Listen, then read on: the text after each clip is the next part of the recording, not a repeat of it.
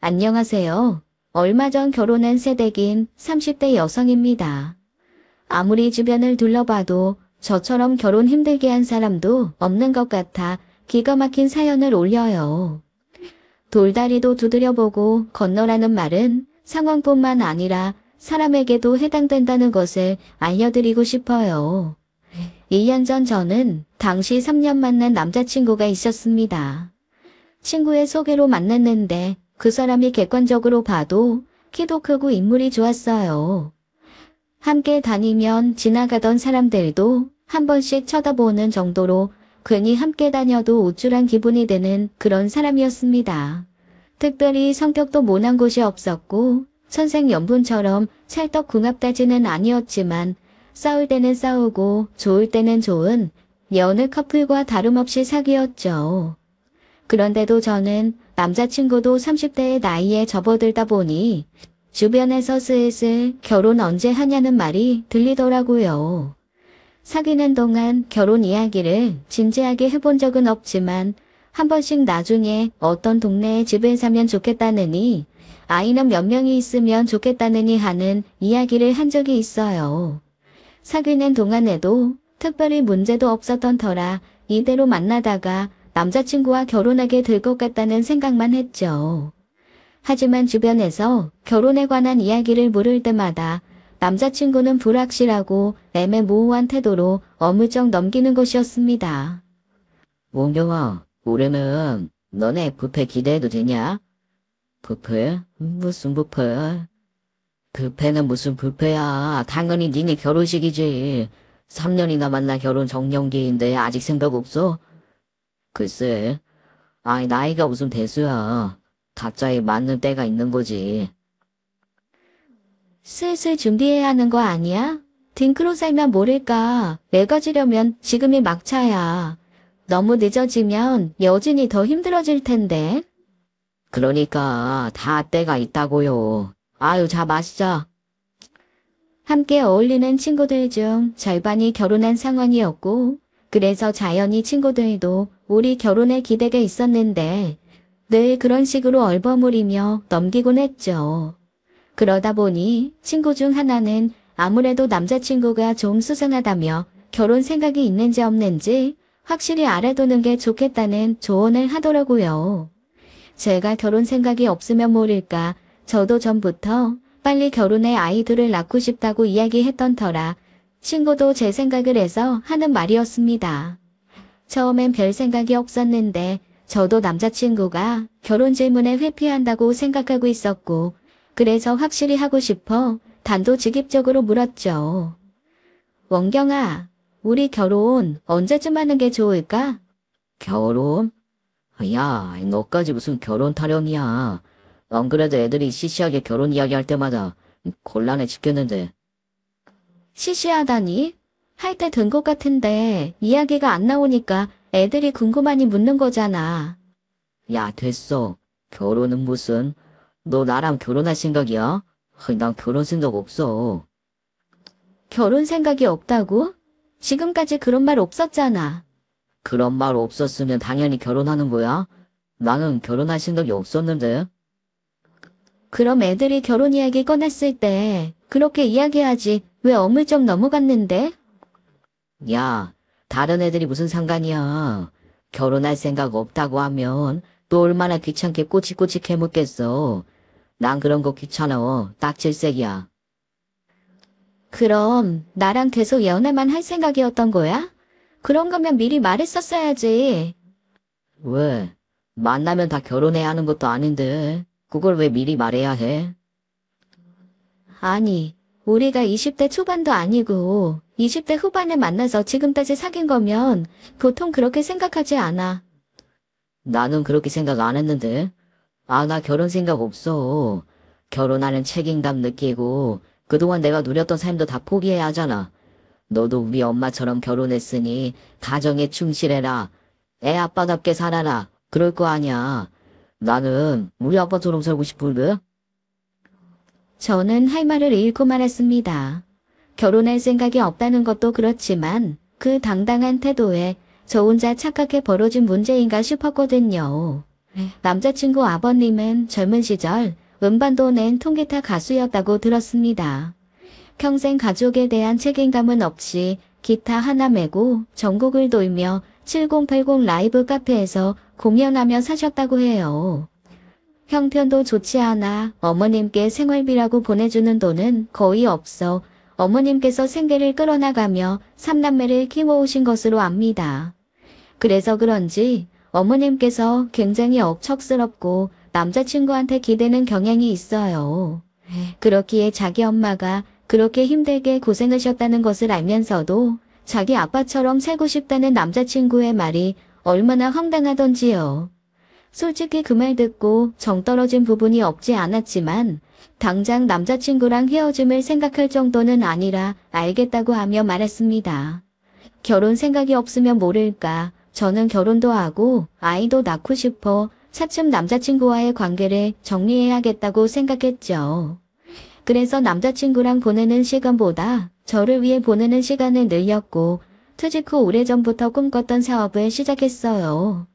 제가 도예과를 나와 저만의 공방을 차리는 것이 꿈이었는데 마침 카페를 운영하고 싶은 엄마와 의견이 맞아 얼마간 돈을 합쳐서 나란히 공방과 카페를 차렸거든요. 가게 목이 좋은 것도 있지만 운이 따라져서 생각지도 못하게 처음부터 매출이 굉장히 잘 나오게 되었습니다. 게다가 일이 잘 풀리려고 했는지 아파트 청약에도 당첨되었어요. 잇따른 경사에 행복하고 정신없이 바쁜 하루하루를 보내는데 제 사업에도 꿈에도 관심 없던 남자친구가 어느 순간부터 공방을 그렇게 바쁘게 드나들기 시작하는 겁니다. 가게 계약부터 인테리어까지 저렴하게 한다고 힘들게 발품 팔 때는 전혀 도움을 주지 않았어요. 도와달라 할 때는 피곤하다는 이유로 약속 있다는 이유로 심지어 오픈식 때도 오지 않았던 사람이 부르지도 않았는데 갑자기 찾아와서는 이런저런 훈수를 두고요. 이거 여기보단 저기에 두는 게 낫지 않아? 거기 두면 지나다닐 때 걸리적거려서 안 돼. 근데 왜 왔어? 오늘 우리 만나기로 한 것도 아닌데.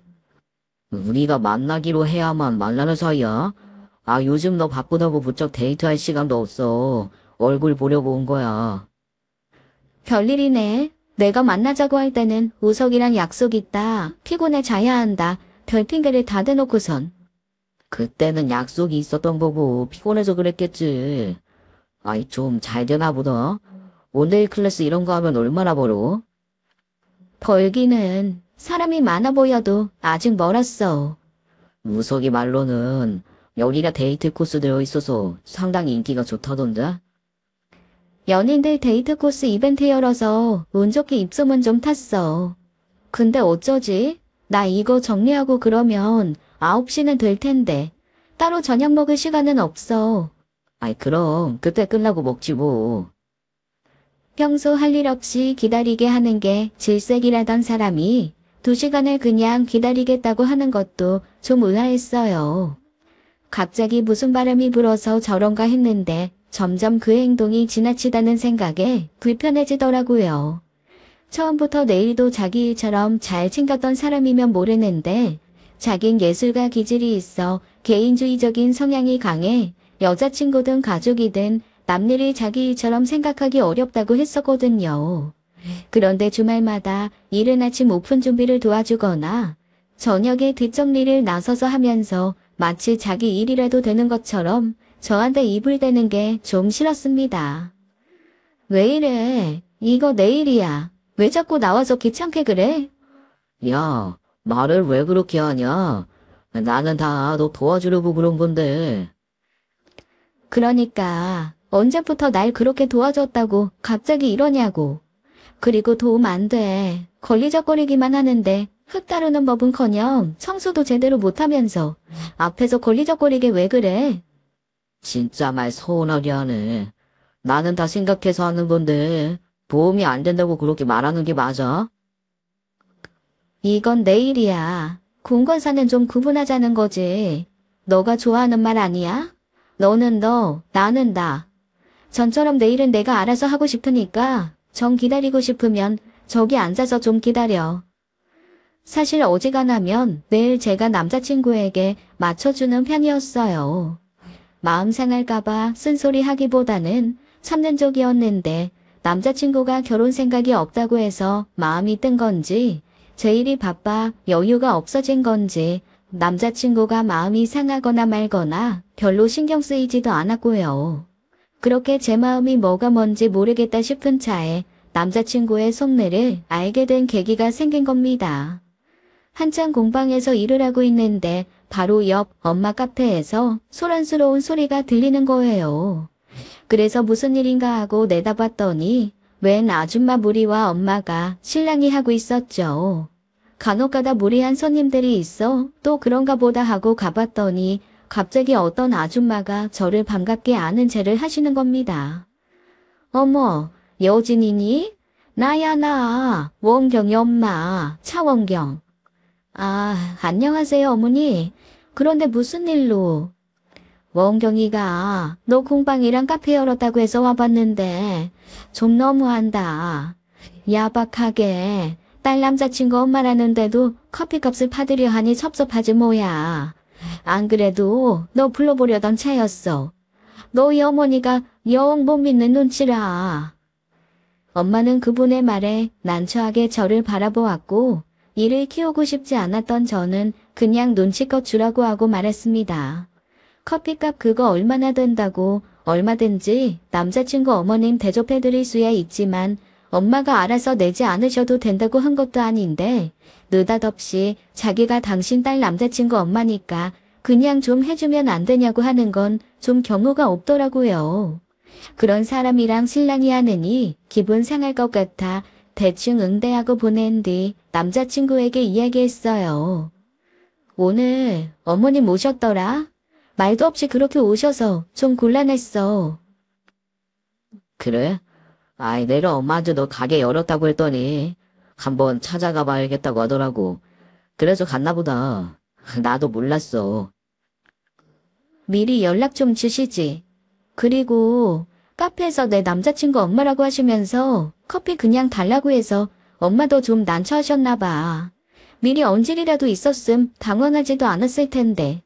혼자 오신 것도 아니고 지인 5을 데리고 오셔서 그렇게 막무가내로 요구하시니 엄마도 얼마나 황당했겠어. 엄마는 당연히 아는 사람이니까 그냥 주실 거라고 생각했나 보지. 아, 근데 너 그 아파트 입주일은 언제라 그랬지? 아파트? 그거 내년 가을. 왜? 내년 가을? 아니, 뭐 엄마가 언제 독립할 거냐고 하길래. 아이, 그럼 그쯤이라고 하면 되겠다. 독립? 그게 무슨 말이야? 당장 결혼할 것도 아니면 평생 같이 살 거냐고 하시길래 나간다고 했지. 아이, 그럼 너 그 아파트 입주할 때 나도 같이 들어가면 되잖아. 뭐? 너가 왜 같이 들어가? 뭐 왜 같이 들어가냐니. 같이 살 수 있는 거 아니야? 아이, 너 그럼 거기서 혼자 살려고 했어? 당연히 나 혼자 살지. 너야말로 무슨 말 하는 거야? 네가 왜 같이 들어가? 나는 너랑 동거할 생각 없어. 우와, 이야, 너 어떻게 그렇게 큰 집에 뭐 혼자 살 생각을 해? 내 생각은 안 해? 내가 너희 엄마도 아닌데 또 어디서 살지 그런 것까지 생각해야 해? 나는 애초에 청약 들 때부터 나중에 신혼집까지 염두에 둔 거야. 동거할 생각으로 들어가는 게 아니라. 결혼? 뭐야, 뭐 결국 결혼하자는 이야기야? 아이, 뭐 살다 보면 결혼도 할 수 있는 거지. 야, 너 결혼 생각 없다며. 가족에게 얽매이지 않고 자유롭게 바람처럼 사는 아버님처럼 살고 싶다더니 무슨 결혼이야.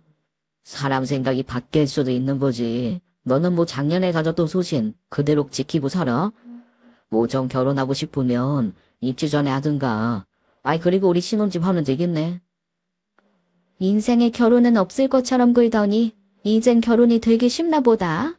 내가 가진 거 없고 별 볼 일 없는 것 같을 때는 칼같이 굴더니 이제 집도 생기고 사업도 잘 된다 싶으니까 얼씨구나 싶어? 야, 됐어. 우리 그냥 헤어지자. 너처럼 내가 아니라 내 상황에 따라 변하는 사람이랑은 절대 결혼 못해. 야, 이게 무슨 나를 선물로 물어보네? 그냥 생각이 바뀐 거라고 생각이. 생각이 아니라 네가 가진 저울 속 기준이 달라진 거겠지. 어머님한테 독립은 하고 싶고 마침 집 있는 만만한 여자친구 있으니 언제 가도 되겠다 싶은 거 아니야. 나는 바람처럼 사는 남편 같은 거 필요 없으니까 다른 데 가서 바람처럼 머물다가도 좋다는 주막 주모 같은 사람 만나라. 저는 그 길로 남자친구에게 미련 없이 이별을 구하고 일어났습니다. 그동안 마음이 싱숭생숭했는데 어찌나 홀가분한지 돌아오는 발걸음이 너무나 가볍더라고요. 홀가분하게 관계를 정리했다고 생각한 저와는 달리 남자친구는 제가 그냥 삐졌다고 생각했는지 그 뒤로도 아무렇지 않게 연락하거나 공방에 찾아오는 일이 있었어요. 그때마다 저는 우리의 끝난 관계를 몇 번이나 인지시켜 주었고 결국 연락처를 차단하면서 완전히 끝내버렸죠. 3년이 넘는 길지 않은 시간이라 아쉬워질 줄 알았는데 끝까지 정떨어지는 행동만 해준 덕분에 마음을 정리하는데 그렇게 오랜 시간이 걸리지도 않았습니다. 일에 매달려 있다 보니 시간도 금방 가고요. 그리고 몇 달 뒤 공방 수강생으로 들어와 연이 닿은 남자와 다시 연애하게 됐어요. 그 사람은 전 남친과 달리 섬세하고 다정하며 결혼하면 딱 가정적인 남자가 될 것 같은 사람이었죠. 사람 좋아하고 술자리 좋아했던 전 남친과 달리 도예나 그림 같은 취미를 가지고 있는 것도 마음에 들었고요. 3년이나 만나놓고 나중에서 결혼 생각 없는데 무슨 소리냐고 오리발 내밀던 전 남친과 달리 그 남자는 처음 시작하기 전부터 결혼에 관한 자기 생각을 말해주었죠. 여진 씨도 저도 나이가 있으니 이렇게 시작하는 게 어떤 의미가 있는지 알아요. 아직은 결혼을 말하기에 섣부르다고 생각할지는 모르겠지만 저는 진지하게 여진 씨랑 결혼을 바라보면서 만나보고 싶은데요. 당연히 저도 나이가 있다고 해서 떠밀리듯 결혼하고 싶은 생각도 없었고 이 사람을 만난다고 당연히 결혼할 거란 생각은 없었지만 처음부터 그렇게 이야기하니 신뢰가 가더라고요. 그래서 저희는 자연스레 연인이 됨과 동시에 누가 먼저랄 것도 없이 미래를 그리며 결혼 준비를 하기 시작했습니다. 무엇보다도 좋아하는 사람이 바로 저희 부모님이셨어요. 내가 말을 안 해서 그렇지 원경인지 뭔지 걔랑 헤어져서 얼마나 속이 다 후련했는지 몰라. 그랬어? 엄마 원경이 마음에 안 든다는 말 한 번도 한 적 없잖아. 그거야. 네가 좋아하니까 그런 거지. 애가 얼굴 반반한 거 믿고 너 함부로 하는 것 같아서 마음이 좀 안 좋았어. 결혼이라도 한다고 하면 그때 나서서 반대해야 할 텐데 어쩌나 싶었던 자에 얼마나 다행인지. 엄마가 그렇게 생각하는 줄 몰랐네. 한 번도 제대로 만난 적도 없으면서.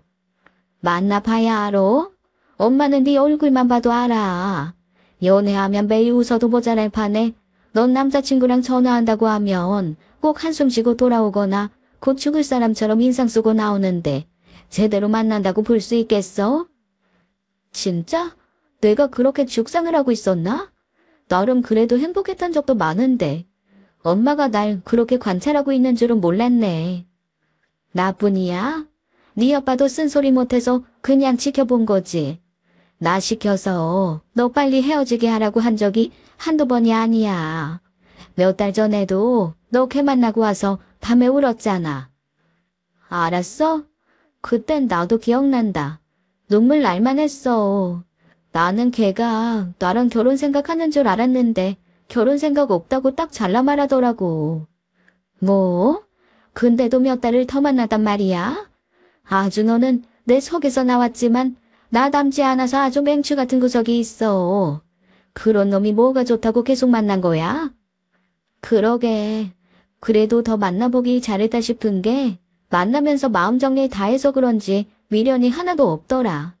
엄마 말처럼 내가 맹추 같은 구석이 있어서 그때 그냥 홧김에 헤어지자고 했으면 미련 남아서 내가 다시 만나잘 수도 있었어. 아유, 어쩌다 너한테 건호 같은 복덩어리가 굴러들어와서 하늘이 도왔어 아주. 건호 오빠는 괜찮은 것 같아? 말했잖아. 엄마는 너 표정만 보면 안다고. 당장 결혼시켜도 문제 없겠다 싶어. 그렇다 보니 전 남자친구라는 사람은 이미 제 인생에서 지워진 지 오래였고 공방일이 끝나면 자상한 예비 신랑과의 만남으로 하루하루 바쁘고 행복하게 지내고 있었어요. 그런데 어느 날 여느 때와 같이 공방열기 위에 왔다가 저는 화들짝 놀라고 말았습니다. 공방 유리창이 와장창 깨져 있는 거예요. 안쪽을 보니 누군가 돌덩이를 던져 고의로 파손시킨 것이 분명해 경찰을 불렀죠. 이런 경우 주변에 CCTV 도움을 받으면 좋을 텐데 없어요. 저기 주차된 차량 블랙박스에 찍혔을 수도 있지만 각도상 범인이 안 찍혔을 가능성도 있고요. 그럼 지금 제가 할 수 있는 건 하나도 없는 건가요? 그냥 술에 취한 사람이 벌인 일이면 모를까 일부러 제 공방에 아기를 가지고 한 일이면 어떡해요. 지금으로선 저희도 해드릴 수 있는 게 없네요. 그런데 보통 이런 경우는 술에 취한 사람에 의한 일이니 그렇게 신경 쓰지 않으셔도 될 것 같습니다. 지금이라도 가게 주변에 CCTV 달아두는 것이 좋고요. 공방을 오픈하고 이런 일이 처음이라 너무 당혹스러웠습니다. 범인을 잡을 수 있는 길이 없어 그 사건은 미궁으로 빠지게 되었어요. 예비 신랑은 불안해하는 저를 위해 그날 바로 CCTV 업체를 불러 카메라를 달아주었고 며칠간 아침 저녁으로 함께 출퇴근을 해주었죠. 그렇게 조금씩 안정을 찾아가던 그때 모르는 번호로 연락이 오기 시작했습니다. 처음엔 공방 예약을 하기 위한 연락인 줄만 알았는데 연락이 오는 주기도 그렇고 낌새가 이상하더라고요. 그런데 아니나 다를까 그 번호는 전 남자친구의 바뀐 전화번호였어요. 나 원경이야. 만날 수 있을까? 라는 문자를 받자마자 바로 또 차단했습니다. 그런데 하루 만에 다른 번호로 또 연락해 온 거예요. 그래서 바로 연락해서 따져 물었죠. 대체 왜 그래? 우리 이미 끝났어. 인제 와서 어쩌자고 연락하는 건데. 우리가 얼마나 만났는데 그렇게 쉽게 헤어지는 게 말이 돼? 말이 왜 안 돼? 같이 살던 부부도 하루 만에 남이 되는 마당에 3년 만난 커플이 헤어지는 게 뭐가 문제인데? 헤어질 수도 있지. 그럼 다시 만날 수도 있는 거 아니야? 내가 싫다고. 나 결혼할 남자친구도 생겼어. 남자친구 뭐 얼마나 됐다고. 그 사람이 뭐 나보다 너를 더 잘할 것 같아? 야, 너는 그리고 그렇게 결혼하고 싶었으면 처음부터 말하지 그랬어. 그랬으면 나도 처음부터 고려를 하고 마음의 준비를 했을 거 아니야. 좋아하고 만나서 사귀면 당연히 결혼은 생각할 수 있는 거 아니야? 너랑 이야기하다 보면 내가 너한테 말도 없이 결혼 생각한 게 마치 대단한 잘못처럼 느껴져. 너는 나랑 적당히 연애나 즐기면서 네 인생 즐기고 싶었을지 모르겠지만 나는 결혼해서 애도 낳고 살고 싶은 미래를 가지고 있었다고. 알았다고. 이제 그 마음 다 알았으니까 결혼해 준다고. 야, 됐다. 말도 통하는 사람이랑 하는 거지. 나 곧 결혼해. 그러니까 이렇게 불편한 연락 안 했으면 좋겠어. 차단할 거야. 연락해도 못 받으니까 연락하지 마. 그렇게 단칼에 연락을 끊고 저는 다시 일상으로 돌아갔습니다. 예비 신랑에게도 이 문제를 가감없이 털어놓았어요. 전 남자친구와 어떤 문제와 갈등이 있었는지 이미 이야기를 털어놓았던 터라 예비 신랑도 전 남자친구에 대해 잘 알고 있었죠. 연인이 가진 문제는 서로 공유를 하며 함께 고민해주는 것이 이상적이라고 생각했던 저는 어쩌면 제 개인적인 문제일 수도 있는 이런 일에 예비 신랑이 함께 고민해준다는 것이 참 고마웠어요. 내 일로 괜히 신경 쓰이게 해서 미안해. 그래도 이렇게 혼자 고민하는 거 털어놓으니까 후련하다. 고마워. 이게 어떻게 여진이 네 일이야. 이건 내 일이기도 하지. 앞으로 또 연락 오면 그땐 내가 나서서 알아서 해결할 테니까 번호 넘겨줘. 알았어. 근데 연락이 또 올 것 같진 않아. 그렇게 단단히 말했는데 또 연락을 할까? 남자는 남자가 알아. 그렇게 나오는 걸 보면 언제 또 연락 올지 모르고 어쩌면 또 공방으로 찾아올 수 있어. 이따 공방 간 김에 CCTV도 다시 점검해 봐야겠다. 그렇게 든든한 예비 신랑의 도움을 받고 다시 일상으로 돌아가려는데 그 뒤로 갑자기 공방 예약률이 뚝 떨어지는 거예요. 대체 무슨 일인가 싶었는데 친구가 제 공방에 대한 악소문을 내는 블로그가 있다는 말을 해주었고 그 악성 블로그는 제 공방 SNS까지 와서 끔찍하고 거짓된 소문을 퍼뜨리고 있었습니다. 그저 공방 운영 문제에 대한 불만뿐만 아니라 저에 대한 인신공격이었어요. 다른 것보다 흙을 더 적게 준다느니 도와달라고 했더니 매섭게 노려보며 그것도 못한다고 연박을 줘서 창피했다느니 자기가 작품을 다 망가뜨려 놓고 고객이 잘못 만들어서 작품이 파손됐다고 책임 못 진다고 했다느니 하는 있지도 않은 사실도 문제지만요. 사실 확인도 되지 않은 그저 저를 비방하려는 목적으로 쓴 글도 많았습니다. 이 공방 주인이 굉장히 문란한 사람이라 밤마다 클럽 가서 남자들 만나는 게 취미라는 둥, 전남친 사이에서 애도 2번이나 갖고 낙태했다는 둥, 정말 말 같지도 않고 모욕적인 말도 안 되는 글들로 도배가 되어 있었어요. 야, 이거 보통 심각한 일이 아니야. 누가 너한테 아주 나쁜 마음 먹고 일부러 그런 거라고. 그러게, 기가 막혀 진짜. 근데 이거 원경이가 한 짓 아니야? 사실 나도 지금 의심은 하고 있어. 지금 이 상황에서 나한테 이런 짓 벌일 사람은 걔밖에 없으니까.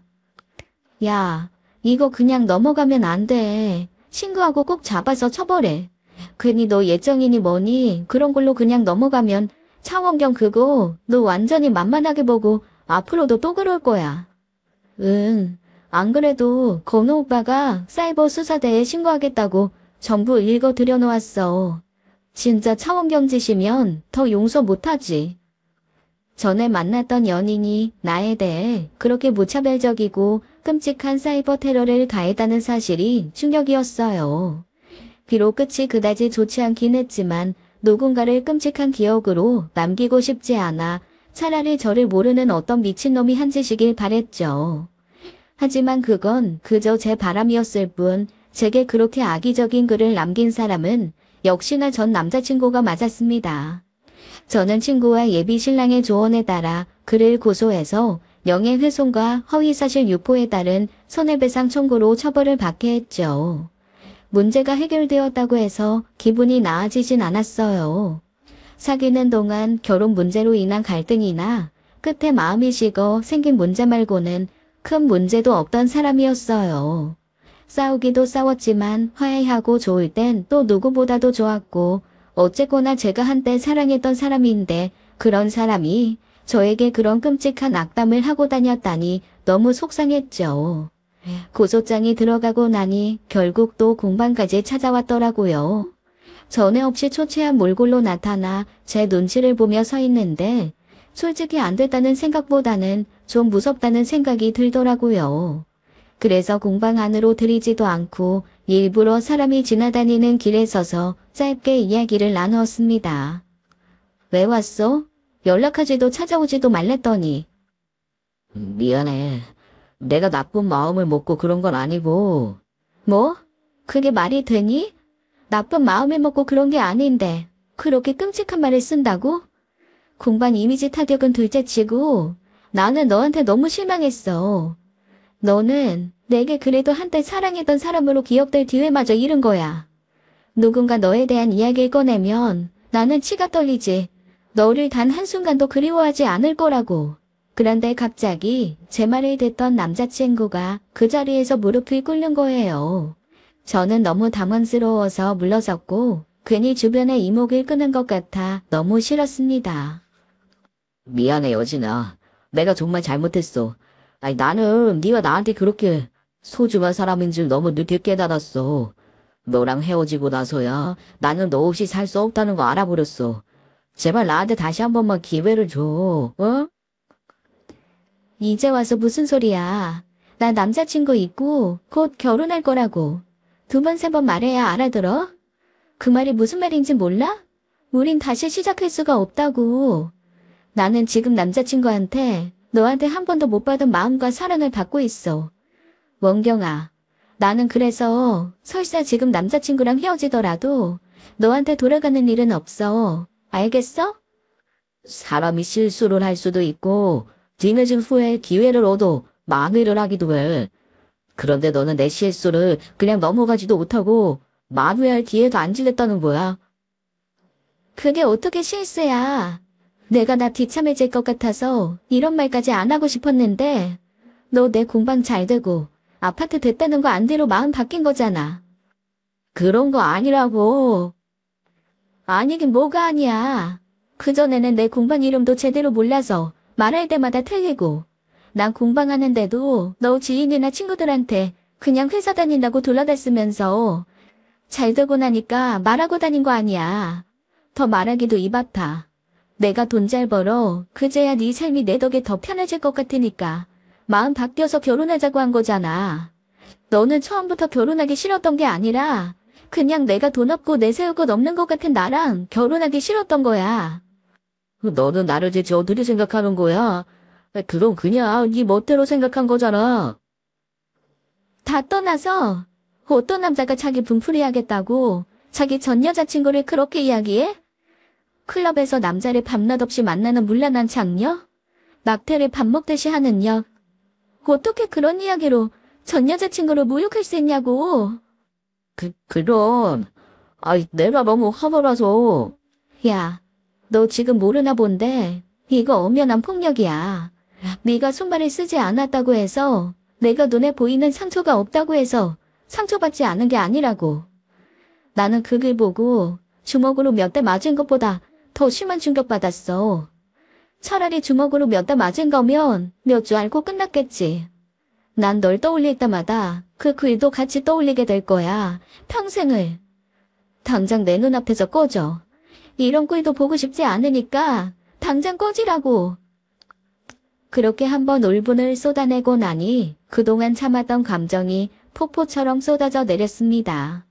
애써 부정하고 잊어버리려고 했는데 저를 향한 돌을 넘은 그 인신공격들이 머릿속에서 떠나질 않았어요. 전 남자친구는 그 글을 보고 지금 예비 신랑이 나가 떨어져 주길 바랐겠지만 오히려 그게 저희 사이를 더 끈끈하게 만들어 주었죠. 예비 신랑은 제 마음을 완벽하게 다독여 주었고 내일을 자기 일처럼 생각하고 해결해 주려는 모습에 든든했어요.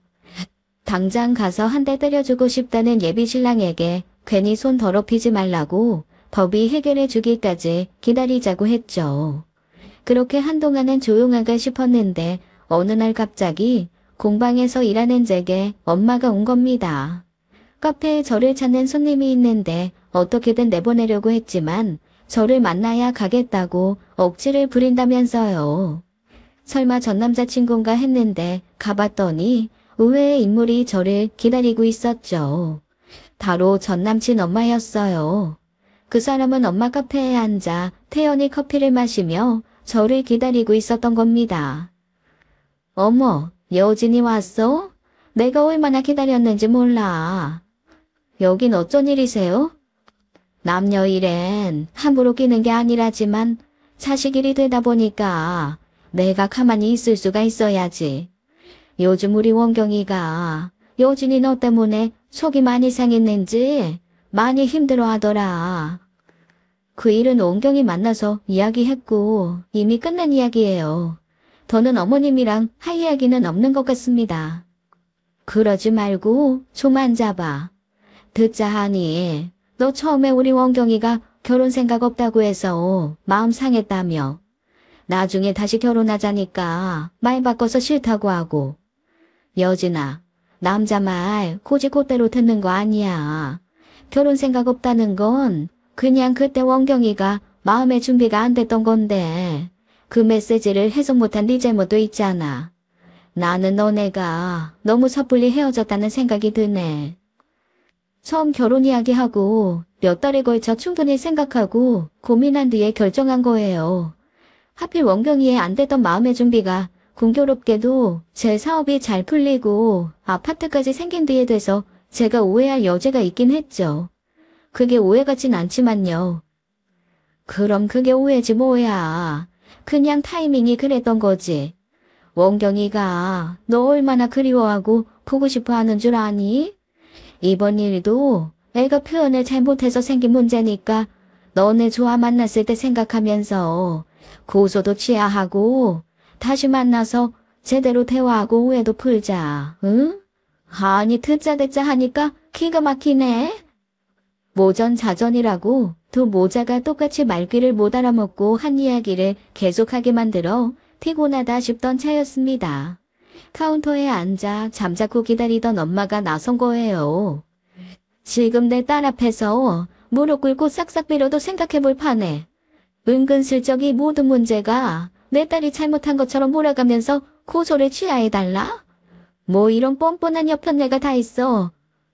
뭐 뻔뻔한 여편네? 이 여자 말하는 것 좀 봐. 되게 상스럽네. 더 상스러운 소리 해줘? 못 빼어먹은 여편네가 커피값 3,500원도 없이 코지처럼 빌부터 마시고 있는 주제에 이 여자야. 이런 시간 있음 가서 당신 아들 못 끝내 가정교육이나 다시 시켜. 어디 그런 미친 소리로 내 딸 명예훼손을 시켜놓고 말 한마디로 퉁치려고 들어. 뭐? 메시지를 해석 못한 네 잘못도 있잖아? 내가 진짜 기가 막히고 어이가 없어서 앞으로 그 뻔뻔한 얼굴 다시 한 번만 들이밀어봐. 내가 아주 갓 뽑은 커피를 그 얼굴에 그냥 찌그러뜨려 버릴 테니까. 그렇게 엄마와 합세하여 전남친 엄마를 쫓아냈죠. 전남자친구에 거기다 전남자친구 엄마까지 나서서 사람을 이상한 사람 만드는데 저런 사람들과 가족이 안 된 건 하늘이 도왔다, 조상신이 도왔다 했어요. 제발 더는 엮일 일이 없었으면 좋겠다고 생각하던 차에 이번엔 엄마 카페에 문제가 생겼습니다. 엄마 불러다 아무도 없는 공방에서 점심 먹고 엄마 카페에서 커피 한잔 하려는데 엄마 친구가 오셔서 그러는 거예요. 여진 엄마, 나 진짜 이상한 거 들었잖아. 뭘 들었는데? 내가 저기 그 햄버거집 있는 건물에 요가 다닌다고 했지? 그랬지. 딸이 끊어졌는데 힘들어 죽겠다고 다니네 만에 했잖아. 근데 환불이 안 된다고 해서 계속 다니고 있는데 거기 나오는 다른 여자들이 있거든? 근데 그 여자들이 이야기를 하는데 듣자하니 여진 엄마 카페 이야기를 하는 거야. 이 카페가 원산지에서도 쓰레기로 취급하는 원도 사다 커피 만들어서 물만 왕창 넣은 맹탕커피 준다는 곳이라는 거야. 뭐? 그뿐이게? 그 옆에 공방 어쩌고 저쩌고 여진이 아무렇지도 않게 여진이 흉을 보는데 내가 기가 막혀서 그 여자들한테 어디서 그런 말도 안 되는 소리를 하느냐고 다그치니까 자기들도 다 들은 이야기라는 거야. 누구한테 들었는데? 대체 어떤 미친놈이 그런 이야기래. 엄마는 가만히 있을 수 없다며 그 친구분과 요가원을 찾았고 그곳에서 소문의 진원지를 찾을 수 있었습니다. 그건 다름 아닌 전남친 엄마였어요. 자기 아들과 헤어진 데다가 카페에서 자기를 몰아냈다는 것에 앙심을 품고 자기 지인들에게 말도 안 되는 소문을 낸 것이죠. 엄마는 그 길로 당장 고소장을 넣었고 절대 선처는 없다고 못 박았죠. 자기 지인들 앞에선 고소할 테면 해보라고 뭐가 무섭냐고 배짱을 부리더니만 며칠 뒤에 또 카페로 찾아왔어요. 미안해요. 내가 여진이 저거 우리 아들 짝이면 딱 좋겠다 싶은 차였는데 일이 어그러지니 아쉬운 마음에 실어냈네. 아주머니도 딸 가진 엄마니 그 마음 알 거 아니에요. 저는 도통 모르겠네요. 딸 가진 엄마니 남의 자식도 귀하단 생각에 그런 일은 상상도 못할 것 같은데요. 불쾌하니 괜히 저까지 싸잡아 그쪽 같은 사람이랑 묵지 않았으면 좋겠네요. 모양새도 좀 그렇잖아요. 모녀가 쌍으로 고소하고 누구는 모자가 쌍으로 고소를 받고 좋은 게 좋은 거라고 서로 이해하고 그러면 좀 좋아요. 그러지 말고 얼른 취하 좀 해줘요.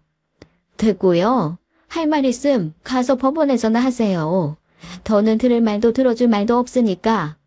이렇게 찾아오는 것도 영업방해로 고소할 수 있는 거 아시죠? 더 해줘요? 아니 좀 사람이 이렇게까지 하면 적당히 파줘야 하는 거 아니에요? 사과는 받는 사람이 알아서 받는 거지. 해야 할 사람이 강요를 합니까? 가세요. 가시라고요.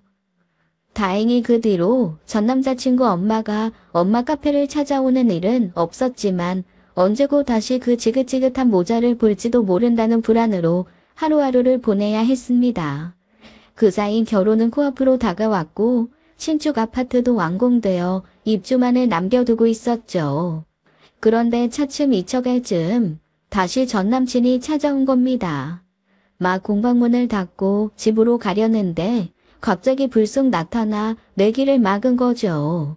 각설이랑 전 남친은 죽지도 않고 돌아온다더니 그게 제 이야기가 될 줄 누가 알았겠나요. 단반한 얼굴 믿고 20대 초반엔 여자도 여러 갈아치우고 그 자존심과 콧대 높은 남자가 왜 저러나 싶겠지만요. 잘난 얼굴도 평생 가는 거 아니고 자기 관리 못하고 매일같이 술이나 마시니 순식간에 망가지더라고요. 살이 볼품없이 붙은 얼굴에 제가 좋은 생각이 들지 않아서 그런지 몰라도 인상도 안 좋아 보이고요. 이제 그만 좀 하자. 지긋지긋하지도 않아? 진짜 딱 한 번만 기회를 줘. 나한테도 기회를 줘야지. 왜 이렇게 결혼을 서두르는 건데? 내가 결혼을 서두르든지 말든지 너는 이제 상관이 없다고. 대체 몇 번을 말하게 하는 거야. 난 너한테 이런 거 일일이 설명해야 하는 거 지겨워 죽겠어. 너한테 줄 기회는 없다고. 여진아 그러지 말고 나 하루도 너 잊은 적 없어. 너가 하도 아니라고 하니까 나도 미련 털어보려고 했는데 아무리 생각해도 너만큼 나 챙겨주고 생각해줄 사람이 없더라. 다시는 너 같은 사람 못 만날 것 같아. 나 조만간 독립도 해야 하고 그러니까 일단 우리 같이 살아보고 그때 다시 생각해보자. 뭐? 대체 무슨 말을 하는 거야? 내가 너랑 왜 살아? 찾아오지 마. 따라오지도 마. 경찰에 신고하기 전에. 경찰이 뭐라도 대단히 해줄 것 같아? 돌 맞아 난리 났을 때도 뾰족할 수도 없었으면서. 뭐? 너 설마. 됐고 다신 찾아오지 마. 나 너 무서워지려고 해. 저는 누군가 공방에 돌을 던져 파손된 사건이 떠올랐어요. 그 범인이 다름 아닌 전남친이라는 확신이 들자 너무 소름이 돋더라고요. 게다가 더는 말이 통하지 않는다고 생각해 도망치듯 그 자리를 벗어났습니다. 솔직히 미친 줄 알았어요. 이미 헤어지고 시간이 얼마나 많이 지났는데 마치 우리가 잠시 시간을 갖기로 한 것처럼 구니까요. 게다가 저는 이미 결혼을 앞둔 상황이고 그걸 몇 번이나 이야기했는데 저런이 너무 무서웠습니다. 그렇게 독립을 하고 싶으면 알뜰살뜰 제도 모아서 하면 될 것을 만나고 싶은 사람 다 만나면서 술이나 골프다 하면서 돈을 써대니 독립이 힘들었겠죠. 헤어지기 직전에는 무리가 될 것이 뻔한 차를 할부로 구입하기도 했었어요. 어차피 결혼할 생각도 없어 저렇게 하고 싶은 거 다 하고 사나 보다 싶었는데 지금 생각해보니 제 아파트가 있으니 자긴 그냥 사고 싶은 차나 사면 된다고 생각한 모양이었습니다. 그 뒤로 결혼 전까지 공방을 잠시 쉬어야 하나 그런 고민을 할 정도로 출퇴근이 힘들었습니다. 스토커처럼 숨어있다가 제가 퇴근할 때쯤에 나타나는 것도 공포스러웠고 어느 날은 집 근처 어귀에 기다렸다가 나타나는 바람에 뒤로 넘어질 뻔한 적도 있었어요. 결국 예비 신랑이 바쁜 와중에도 저와 함께 출퇴근을 함께 해주었죠. 그리고 아니나 다를까 결국 또 퇴근길에 저를 기다리고 있는 전 남자친구와 예비 신랑이 부딪히고 만 겁니다. 제발 그만 좀 하시죠. 여진이가 충분히 이야기한 것 같은데. 그쪽이 뭘 한다고 끼어들어. 이건 여진이랑 내 문제니까 끼어들지 마. 이제 내 아내가 될 사람 문제인데 그럴 순 없죠. 뭐? 내 아내? 웃기고 있네. 누가 네 아내야? 뭐 결혼식 올렸어? 뭘 했어? 혼인신고부터 하려고요. 그럼 됐습니까? 뭐? 혼인신고? 아이씨, 누구 마음대로 혼인신고를 해, 누구 마음대로. 여진아, 이리 와봐. 나랑 이야기 좀 해. 왜 이래? 이거나. 전 남친은 막무가내로 제 손목을 끌고 가려 했고 참지 못한 예비 신랑은 바로 전 남친에게 주먹을 날렸습니다. 전 남친은 덩치에 맞지 않게 예비 신랑의 힘에 나가떨어져 바닥에 나뒹굴었죠. 사람이 참는데도 한계가 있어요. 이만하면 충분히 참은 것 같으니 만약 더 선을 넘으면 가만히 있지 않을 겁니다. 뭐?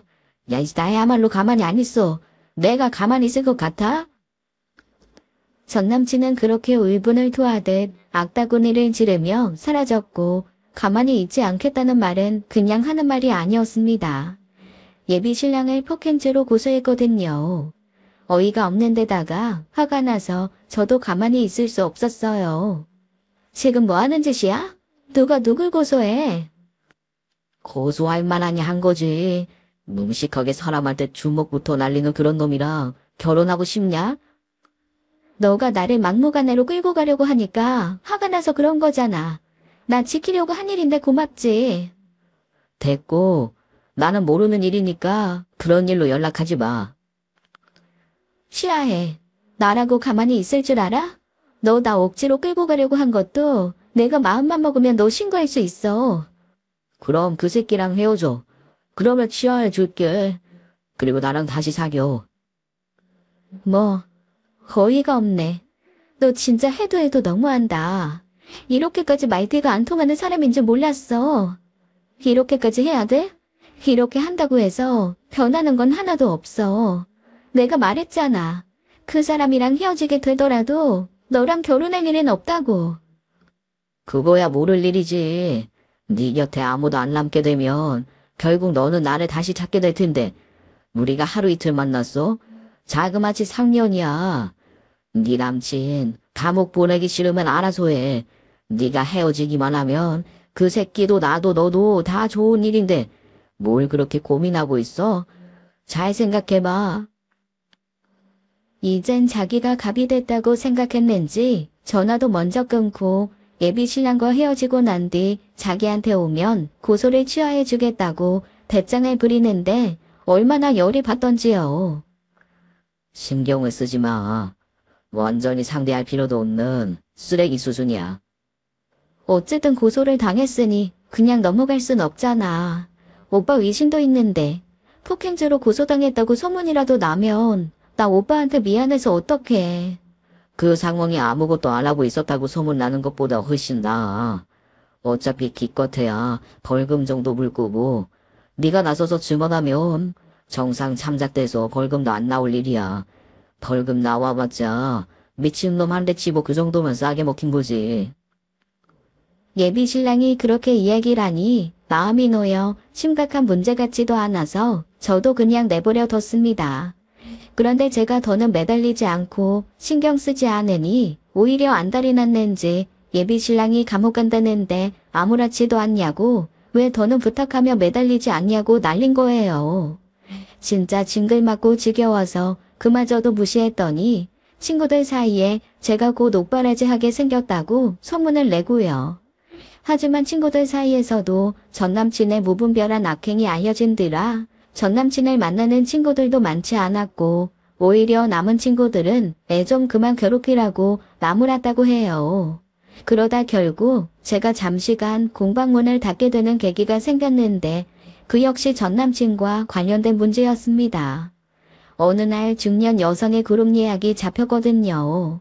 그런데 그분들이 아는 분 예비 며느리가 하는 곳이라고 하길래 와봤다고 공방 칭찬하며 좋아하시는 거예요. 예비 신랑에게 들은 이야기가 없어 어리둥절했지만 그래도 어머님 지인분들이시라고 하니 이것저것 더 챙겨드리며 신경 써드렸는데 그분 중 한 분이 그런 말씀을 하신 겁니다. 아유, 원경이 아주 창가는 잘 가겠네. 이렇게 똑 부러지고 차만한 애가 어딨겠어. 일도 잘해, 싹싹해. 아주 원경 엄마 놀았지. 네? 원경이요? 그래, 원경이, 차원경이. 그분 입에서 전남친 이름이 나온 순간 저도 모르게 들고 있던 흙덩이를 바닥에 떨어뜨리고 말했습니다. 알고 보니 그 지인분들은 예비 신랑 어머니의 지인들이 아니라 전 남친 엄마의 지인분들이셨던 거예요. 그 난리가 났는데도 자기 지인들에게 저를 예비 며느리라고 하고 다니는 것이었죠. 그리고 기억이 안 나요. 같이 일하는 선생님 말이 제가 정신을 놓고 눈을 뜨고 쓰러졌다고 하더라고요. 병원에서는 제 증상을 보더니 극심한 스트레스에 의한 공황 발작이 온 거라고 했습니다. 공황 발작이라는 게 말로만 들어봤지 정말 제가 전혀 예기치 못한 순간에 오는 거더라고요. 어떠한 조짐도 없이 제 안에 쌓였던 스트레스가 한 번에 터지면서 사람을 극한으로 몰아넣는 기분이었습니다. 전 남친도 그렇고 그 엄마란 사람도 그렇고 제 상식에서 한참을 벗어난 사람들이라 무서웠어요. 사람 미치게 만드는 것은 일도 아니겠다 싶을 만큼 뻔뻔했고요. 한번 발작이 시작되니 전 남친 이름만 들어도 심장이 쿵쾅쿵쾅 뛰고 불안해져서 견딜 수가 없었습니다. 결국 엄마와 상의 끝에 공방도 카페도 잠시 문을 닫게 되었어요. 저는 약을 먹어가며 결혼 준비를 하게 되었습니다. 심할 때는 밖에 나가는 것조차 힘들어 집안에 틀어박혀 있거나 예비 신랑이 데리러 와야만 주변을 살피며 겨우 외출할 수 있는 수준이었어요. 그러다 보니 결혼식도 미뤄야 하는 거 아니냐는 말이 나왔지만 이미 청첩장이 나와 돌림마당에 많은 분들과의 정해진 약속을 어길 수 없어 그대로 진행하게 되었죠.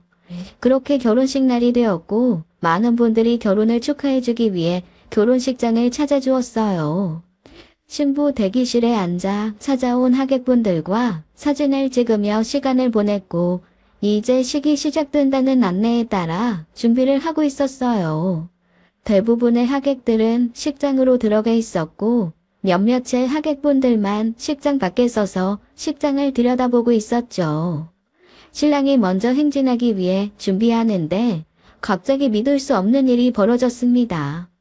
신랑이 있어야 하는 자리에 갑자기 전 남친이 예복을 입고 나타나 서 있는 거예요. 저도 신랑도 그리고 저와 함께 손을 잡고 행진하기 위해 바짝 긴장해 서 있던 아버지도 무슨 일이 일어났는지 모른 채 쳐다만 보고 있었습니다. 그런데 신랑 입장 준비하시라는 말에 갑자기 전 남친이 그 자리를 꿰차고 들어가려는 거예요. 신랑 얼굴을 아는 예식장 측에서 그 사람을 만류했고 그 사람은 적반하장으로 손을 뿌리치는 겁니다. 이게 대체 뭐 하는 짓입니까? 원래 내 자리야. 뻔뻔하게 이 자리 뺏은 건 그쪽이고. 제발 그만 좀 해. 너가 네 자리라는 거야. 너 지금 무슨 짓을 하고 있는지 몰라? 나랑 결혼하자며. 너가 나랑 결혼하고 싶다고 했잖아. 그래서 하겠다는데 왜 그러는 거야? 그게 대체 언제적 일인데 그래. 진짜 미친 거 아니야? 너 이거 정상 아니야. 정상 아니래도 상관없어. 너 여기서 결혼하는 거 절대 두고 못 봐. 나랑 안 하면 그 누구라도 못해. 너 그리고 그 집 다 내 거야. 저딴 자식한테 못 넘겨. 미친 소리 좀 그만해. 당장 비키지 못해? 예비 신랑이 전 남친을 거칠게 밀어내려는 순간 전 남친은 예비 신랑을 향해 주먹을 휘둘렀고 예비 신랑이 바닥에 나뒹굴자마자 주변에 있던 하객들이 너나 할 것 없이 달려들어 전 남친을 제압했습니다.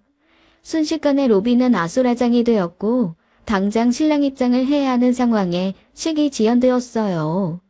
식장에 있던 하객들도 다들 술렁거리며 로비에 나와 상황을 구경했죠. 세상에 미쳤다. 진짜 미쳤어. 여진아, 신고했어? 내가 신고할까? 빨리 신고 좀 해줘. 제발. 친구의 도움을 받아 곧장 경찰에 신고했고 식이 지연되면 결혼식이 물 건너가는 상황이라 친지들의 도움을 받아 전 남친을 묶어둔 뒤 겨우 결혼식을 진행했어요. 제가 예약한 올해 다음 예식도 예정이 되어 있던 터라 친구들의 축가를 비롯해 예정되어 있던 식순을 생략하게 되어 애써 준비한 결혼식이 엉망이 되어버렸죠. 저희 둘만의 일도 아니고 양가 친지분들이 다 와 있는 상황에 그게 무슨 날벼락인가요. 화가 나는 건 둘째치고 시부모님께 면목이 없어 얼굴을 들 수가 없었습니다. 전 남친에게 맞아 입술이 쥐어 터진 채로 진행된 결혼식에 그 어떤 하객이 결혼식 자체에 집중할 수 있었겠어요. 아마 이 일은 그날 그 예식장에 있었던 사람들 사이에서 두고두고 화제하겠죠. 세상에 미친놈도 많고 사이코도 많다지만 제 주변에까지 있을 줄은 몰랐습니다. 거기다 3년을 만나 그런 낌새도 없던 전남친에게서요. 저희는 예정된 신혼여행도 미루고 결국 이 문제를 완전히 해결하는데 매달려야 했습니다. 매장 앞에 설치되어 있는 CCTV와 문자, 자동 녹음된 전화를 증거 삼아 정신적 손해배상 청구를 시작으로 폭행, 업무방해, 명예훼손, 그리고 스토킹까지 할 수 있는 모든 것을 동원해서 고소했어요. 특히 이전 사이버 수사대에 신고하여 고소 후 벌금형을 받은 이력이 있었고 당시 업무방해에 이어 스토킹으로 더는 영업을 지속할 수 없어 결혼 전 중단된 영업 선회까지 하여 가중 처벌되었죠. 기껏해야 벌금 정도 생각하고 있던 전남친은 도합 징역 2년을 선고받았습니다. 법원에서도 정신 못 차리고 결혼하려고 했는데 기회를 안 줘서 그런 거라고 다 제 탓이라는 헛소리를 했다가 저만큼이나 답답해하던 판사에게 호되게 혼나기도 했죠. 이 모든 일을 해결하는데 1년이란 시간이 필요했고 저희 부부는 드디어 전남친 문제에서 벗어날 수 있었습니다.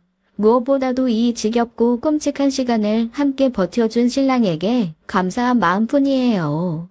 결혼식 문제로 여러 친지 입에 오르내릴 때도 가해자를 탓해야지 왜 피해자인 저까지 싸잡아 먹냐고 처음부터 끝까지 완벽하게 제 편이 되어주었고요.